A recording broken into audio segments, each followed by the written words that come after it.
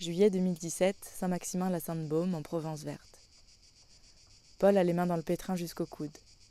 Ses bras forment inlassablement des huit dans la pâte encore liquide. Le jour se lève à peine, et au bruit du pétrissage commence à se mêler le brouhaha des cigales qui se réveillent.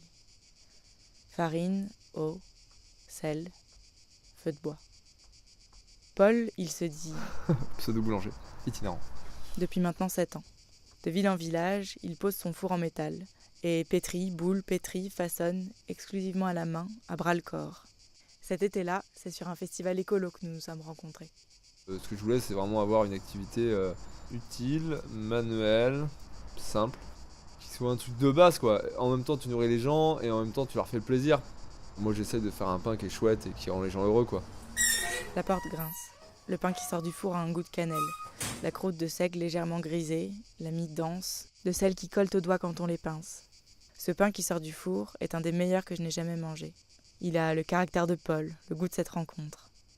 Plus tard dans l'été, je le recroise en Bretagne. Puis à l'automne, nous nous retrouvons aux Arènes de Nanterre, une école de cirque où il installe un four pour une jeune association regroupant des habitants du quartier qui souhaitent faire de la boulange. J'y rencontre Natacha, Hugues, Mireille, Valérie et Yanoche. Le début de cette histoire, c'est qu'il y avait des ouvriers de Goodyear qui ont été condamnés pour avoir, soi-disant, séquestré leur patron, Amiens.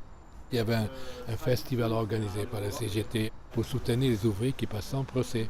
Il y avait une machine bureaucratique aussi. Il y avait des tas de gens qui n'étaient pas des CGTistes, qui sont venus de Limoges, partout, un peu soutenir. Parce que c'était une lutte assez emblématique. Et sur le grand terrain, il y a un gars qui donnait du pain, il vendait son pain avec son four, etc. Et ce gars était Paul. Ce qui nous a fascinés, c'est que, si tu veux, il y avait une contribution du pain, tous les symboles, etc., dans une mobilisation ouvrière contre le patronat, contre le gouvernement, contre la justice. Sur la table où s'entassent les miches de seigle, froment, métaille, sarrasin, quelques tracts et un bouquin de philo, aucun prix n'est affiché. Paul vend son pain à prix libre.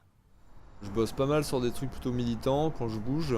Sur les lieux militants, on fait le pain entre guillemets sur place, c'est des grands camps, des trucs comme ça. Et outre le côté alimentaire, c'est un moment de partage, quoi. Enfin, pour moi, que c'est aussi important, quoi. Il y a des gens qui me filent la main, que ce soit les gamins ou les gens plus âgés. Tu partages la production, tu partages la fabrication. Ça fait pas que nourrir, quoi. Enfin, pas que nourrir au niveau de l'estomac, en tout cas.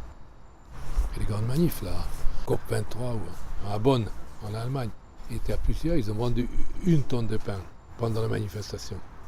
Ça a eu tellement d'impact positif sur les gens. Son intervention n'était pas dénuée de contenu politique. Donc il donne un contenu à ce travail-là, à cette création de pain, un contenu social. Moi, ce qui m'intéresse, c'est rendre du pain accessible, faire du pain partout, tester plein de farines, faire du pain avec des gens. Tout, ouais, je suis vraiment content de mon séjour à Nanterre, là, juste passer des jours à bricoler un four, prendre à des gens à se débrouiller un peu avec ce four, quelques outils pour pouvoir sortir du pain pour eux, pour leurs amis. Je trouve ça vachement plus important que de sortir du pain absolument parfait, quoi. Je suis pas trop dans l'eugénisme du pain, quoi. J'aime bien la variété. Ouais. Alors, à quoi ça ressemble? Ouh là là, ça c'est le mien là.